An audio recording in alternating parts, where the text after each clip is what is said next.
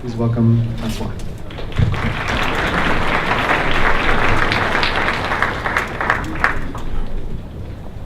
Thank you. Thank you for inviting me, Brad. I don't like to stay behind the podium, so I'll be here.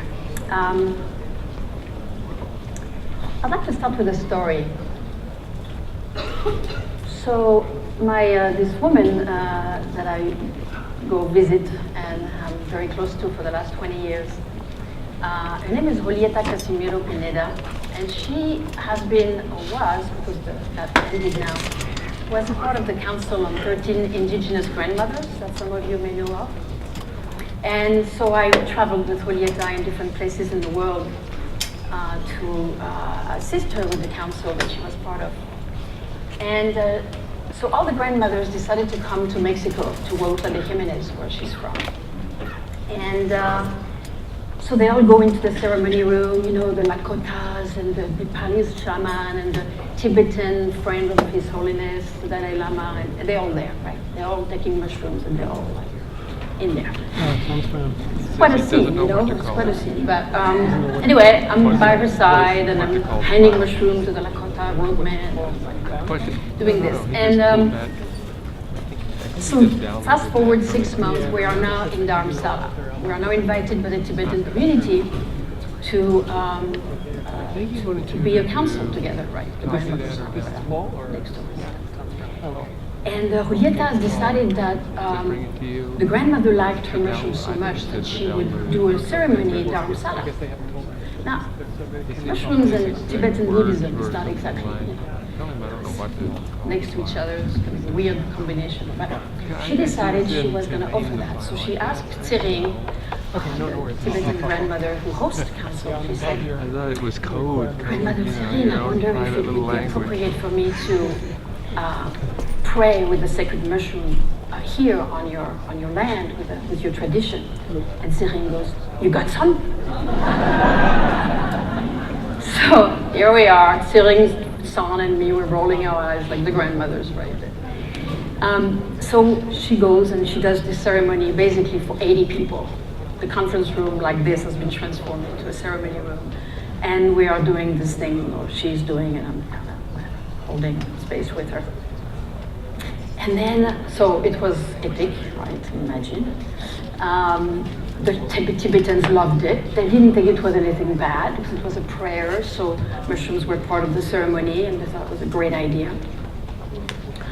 And the day after, I'm in the lobby with Julieta, we're, you know, hanging out. And Amabombo, who is a Nepalese grandmother, very powerful medium. She channels Durga, Kali, and she eats fire and climbs on trees and whatever she does. Well, she's very powerful. She's a good friend of Julieta, they like each other. And she comes to the lobby and she's telling Julieta, do you have any mushrooms left? And Julieta said, yeah, I have some left. And she said, can I have some? And Julieta is like, well, you could, but you know, what are you gonna do? Like, how do you know how to pray with them? You know, what you gonna do with them? And Amabombo said, oh, I'm not gonna eat them. I'm gonna wear them. And Julieta looks at me and she said, she's gonna what? I don't know, let's get it again. I'm gonna wear them because they're so powerful. Their presence is so powerful that I want to make amulets for people to wear them next to their heart. And that was, for me, a key of understanding the mushroom. And understanding not just the mushroom, but any sacred plant that has so much power in our bodies, and in our mind, and in our spiritual body, and our energetic body, that this grandmother could know that it doesn't matter if you eat it or not. It doesn't matter if the chemistry changes in your brain. What matters is the vibration of the presence of this sacred being. And my teacher said, so we were leaving, and I said, you know, we gave her the mushroom, right? We gave her the mushroom. We had a little bag, we gave her the mushroom, and she made these amulets, and she gave them to her patients to wear. Her patients in spiritual distress, so they would be better. And then we left, and she said, you know, it's not really what's in the plate that's healing. It's the earth that carries that plant, that being. And what we're really doing, we are receiving earth wisdom when we ingest anything that has that kind of power in our bodies. And that's what I want to really speak of, you know? I mean, I have a whole talk. I can talk about the Mazatec, and I can talk about what they do and what we do. I can get to that. But what really interests me is, what are we really doing? How do we learn from these ancient traditions that have been living on the earth, in communities? What do we learn from them that we can carry? What is the wisdom message that we can carry in our lives, in our communities, in our family, and in the way we are? Like Gabor said this morning, you know, it doesn't matter what kind of experience you have if you can't be nice to your neighbor, or if you go to the bank and you're irritated at the bank teller because, you don't know, there's a line before you. And, you know, how do we behave with that? So the earth is trying to restore our wellness. One of the grandmothers said, she was from Brazil, she was from the Santo Daime, her name is Maria Alice. And she said, we are not treating disease, we're restoring health. You know, and they live in the jungle and they have all these plants, but what they're really attempting, and I think that's the proposition that Gabor was talking about this morning, and him and I agree a lot on that, it's like we are restoring health. We are really bringing the organic self, the natural self back into our main functioning, our main inhabited incarnate self. Right?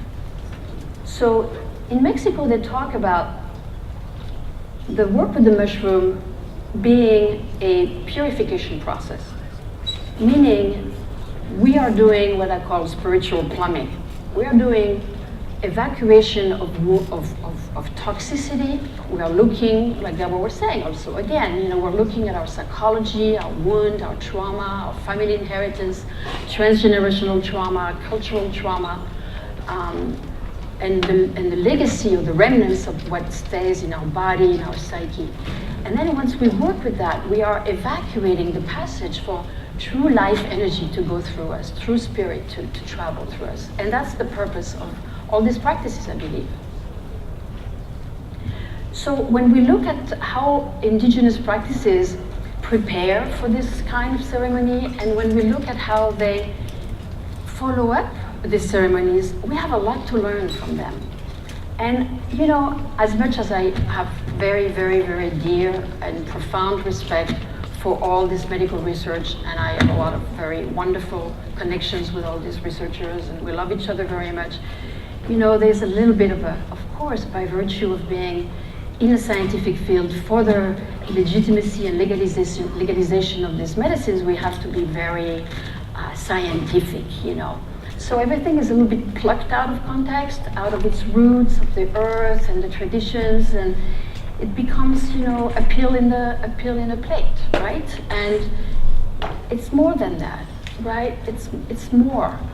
These medicines, you know, have been existing for thousands of years. They've been practiced in ways, again, in their environment, with their community, with guidance, with a whole set of ritual and practices. And we have to learn from that. We have to bookend those experiences so diligently and so wisely, so they carry their potency forward in our lives. And what so in my many years of being involved in the mushroom work, over 30 now, and in the Mazatec tradition over 20, I've looked at, and strangely enough, my teachers along the way were all native people. There was a man from Mexican and indigenous Pueblo native, Navajo and Pueblo, and then Mexican.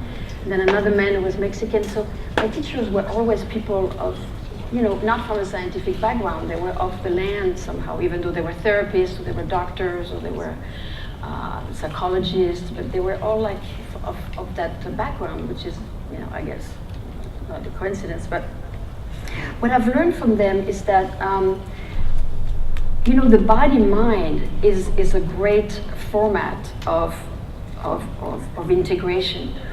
But we have to integrate with the land, and we have to integrate with the group, with the community, because we're not just isolated members of society. We are a tribe. We are a tribe. We are a human tribe, and so we can't heal alone. We have to heal in tribe.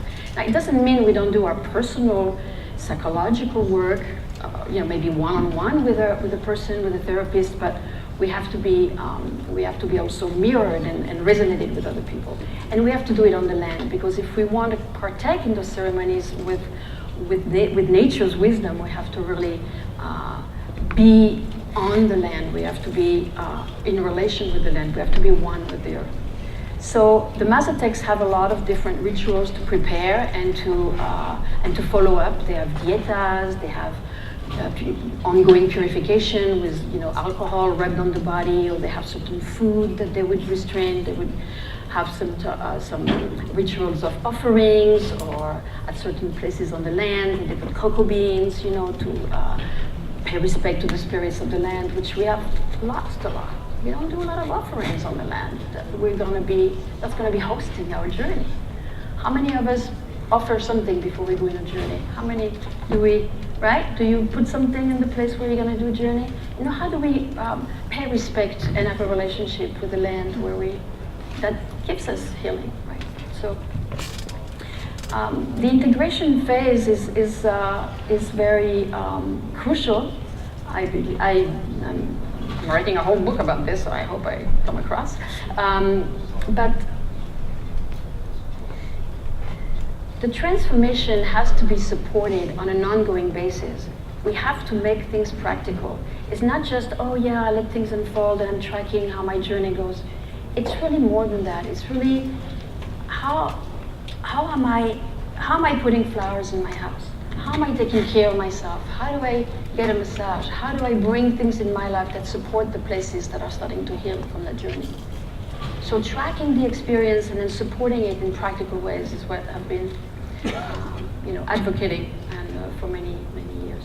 So, do you have 5 minutes, Brad, or what? Of presentation altogether? Oh. Question?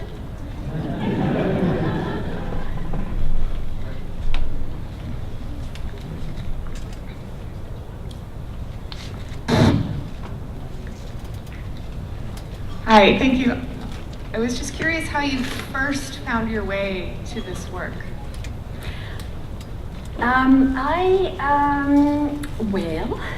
Long story, I'm going to try to make it short.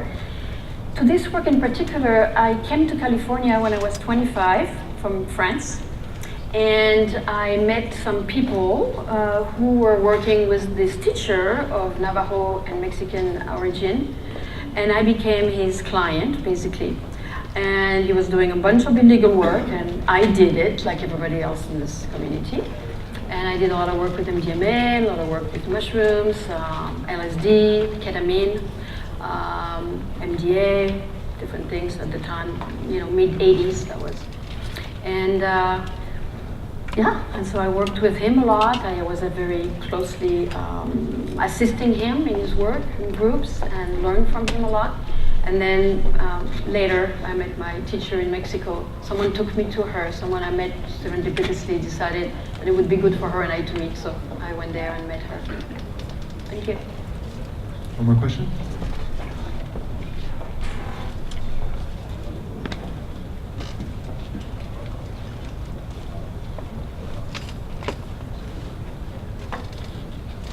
For those of us who are involved in clinical research, how do you suggest we do our best to incorporate the traditions when we do have to actually hand someone a pill on a plate? Mm-hmm. Well, it would be nice to bring a context to this practice, let's say, of psilocybin, right? To say where this work comes from, who are the people who have carried this tradition through the ages for thousands of years.